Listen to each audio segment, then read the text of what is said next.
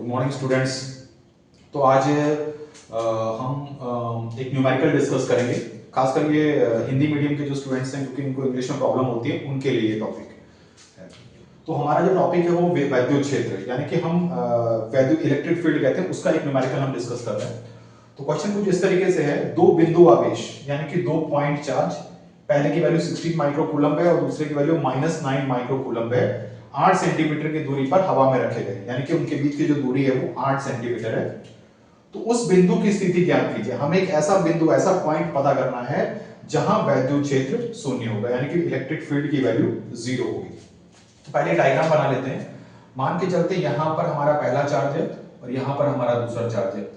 इस चार्ज की वैल्यू है 16 माइक्रोकूलम्ब और इसकी वैल्यू है -9 माइक्रोकूलम्ब, और इन दोनों को हम जोड़ देते हैं तो इनके बीच की जो डिस्टेंस हो जाएगी वो दैट इज 8 सेंटीमीटर। इन दोनों के बीच की जो डिस्टेंस है बेटा वो कितनी है, 8 सेंटीमीटर। तो हमें एक ऐसा पॉइंट मतलब पता करना है जहां पर इसकी वजह से और इसकी वजह से जो टोटल इलेक्ट्रिक फील्ड बनेगा, यानी कुल वैद्युत क्षेत्र बनेगा या तुल्य वैद्युत क्षेत्र बनेगा, वो 0 होगा। ये हमें कैलकुलेट करना है, ठीक है। तो मान के चलते हैं, हम पहले मान के चलते हैं कि एक पॉइंट यहां मान ले कि इन दोनों के बीच में एक पॉइंट हो मान लो, और उस पॉइंट पर इन दोनों आवेशों की वजह से जो इलेक्ट्रिक फील्ड होगा उसकी वैल्यू 0 होगी, ऐसा हम सोच के चल रहे हैं। लेकिन हो सकता है वो गलत भी हो। इसकी चूंकि ये पॉजिटिव आवेश है, यानी कि ये पॉजिटिव है, इसकी वजह से इस बिंदु पर इलेक्ट्रिक फील्ड इस डायरेक्शन में होगा, क्योंकि हमने पढ़ा है पॉजिटिव चार्ज से इलेक्ट्रिक फील्ड बाहर की तरफ होता है। तो चूंकि पॉजिटिव है तो इसकी वजह से इस पॉइंट पर इलेक्ट्रिक फील्ड इधर की तरफ होगा।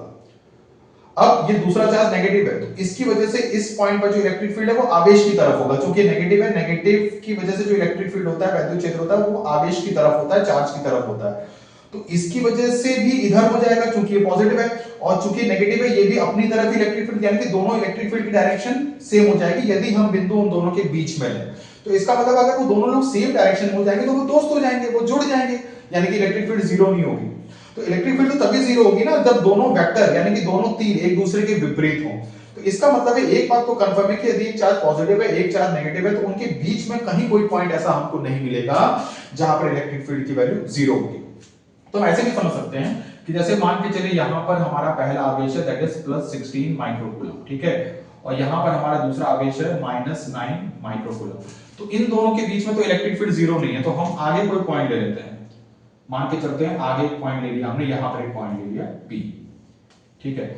और अब ये देखिए इस पॉइंट P पर इलेक्ट्रिक फील्ड 0 कैसे होता था, ये पॉजिटिव है तो इसकी वजह से इस बिंदु पर इलेक्ट्रिक फील्ड इस डायरेक्शन में होगा, और चूंकि नेगेटिव है तो इसकी वजह से इस बिंदु पर इलेक्ट्रिक फील्ड इधर की तरफ होगा, यानी कि दोनों तीर अपोजिट डायरेक्शन में हो जाएंगे। तो इसकी वजह से इस पॉइंट पर इलेक्ट्रिक फील्ड को हम इस डायरेक्शन में ले लेते हैं और इसको लिख लेते हैं क्या, E1, और इसकी वजह से इस पॉइंट पे इलेक्ट्रिक फील्ड को हम इस डायरेक्शन में ले लेते हैं और इसका मान लिख देते हैं that is equal to E2, ठीक है। इन दोनों के बीच की दूरी 8 सेंटीमीटर है, और मान के चलते ये जो एक्स्ट्रा हमने इन दोनों के आगे पॉइंट लिया वो डिस्टेंस, इससे आगे जो डिस्टेंस है उसको हम x ले लेते हैं। चूंकि सेंटीमीटर में है तो x भी हमारा सेंटीमीटर पे होगा। तो एक बात तो कंफर्म है कि अगर टोटल इलेक्ट्रिक फील्ड दोनों डिफरेंट डायरेक्शन में, तो अगर टोटल इलेक्ट्रिक फील्ड 0 होगा तो इस E1 और E2 का दोनों का मान क्या होना चाहिए, सेम होना चाहिए, क्योंकि इधर 5 होगा इधर भी 5 होगा तो 5 - 5 0 हो जाएगा। डायरेक्शन तो डिफरेंट हो गया, डायरेक्शन डिफरेंट के साथ साथ वैल्यू भी सेम होनी चाहिए। तो एक बात तो कंफर्म है कि इस सवाल को सॉल्व करने का सिंपल अब तरीका हो गया है कि E1 बराबर E2, और हम जानते हैं कि किसी भी चार्ज की वजह से किसी भी पॉइंट पर जो इलेक्ट्रिक फील्ड होता है उसका फॉर्मूला होता है 1/4πε0 Q/r²। ये आप लोगों ने पहले देख चुके हैं। तो इसका मतलब है इस वाले चार्ज की इस पॉइंट से जो डिस्टेंस है वो 8 + x है, यानी कि इसका फॉर्मूला हो जाएगा 1/4πε0। इसका आवेश है 16 × 10⁻⁻6 बेटा, और 8 सेंटीमीटर है तो 8 सेंटीमीटर को हम लोग लिख सकते हैं 8 × 10⁻2 का स्क्वायर, सॉरी 8 × 10⁻2 नहीं, ये हो जाएगा, चूंकि इसकी डिस्टेंस इस वाले आवेश की से जो डिस्टेंस है वो 8 + x है, तो ये डिस्टेंस हो जाएगी दैट इज 8 + x, ये हो जाएगा इनटू, अब चूंकि ये सेंटीमीटर है और यहां पर r का स्क्वायर है, सेंटीमीटर स्क्वायर, यानी कि 10⁻⁴, ओके। अब इसकी वजह से इस पॉइंट पर जो इलेक्ट्रिक फील्ड हो जाएगी उसकी वैल्यू हो जाएगी 1/4πε0 इनटू, और ये आवेश है 9 × 10⁻⁻⁶। ठीक है, अब चूंकि ये माइनस साइन का महत्व खत्म हो चुका है, इस माइनस साइन की वजह से ही इलेक्ट्रिक फील्ड इस डायरेक्शन में है, तो अगर आप कैलकुलेट करें तो यहां माइनस साइन ना ले, नहीं तो गड़बड़ हो जाएगा सब मामला।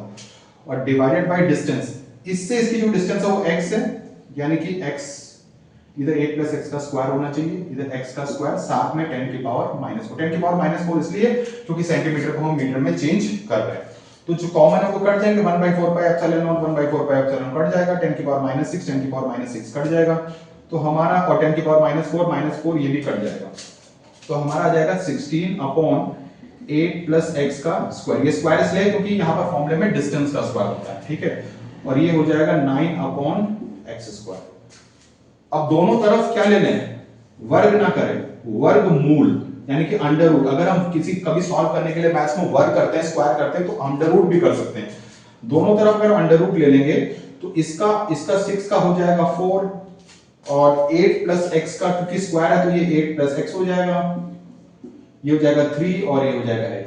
अब हम इसको क्रॉस मल्टीप्लाई करके सॉल्व कर लेंगे, तो ये हो जाएगा 4x और ये हो जाएगा 3 8 जा 24 + 3x, तो ये हो जाएगा x की वैल्यू, ये इधर आ जाएगा x, तो 4x - 3x हो गया, और x की वैल्यू आ जाएगी 24 सेंटीमीटर। ओके, इससे ये पता चलता है कि इस पॉइंट से इस पॉइंट की दूरी 8 + x होगी। x तो हमने निकाल दिया, लेकिन इससे इसकी दूरी को पीछे कितनी है, तो 8 + 24 दैट इज 32, और इस वाले से कितनी दूरी है, सीधे x दैट इज 24 सेंटीमीटर। तो इस तरीके से हम न्यूमेरिकल आज हमारा ये खत्म हुआ। अगले कुछ समय बाद ही मैं दूसरा न्यूमेरिकल भी सॉल्व करूंगा। Thank you very much.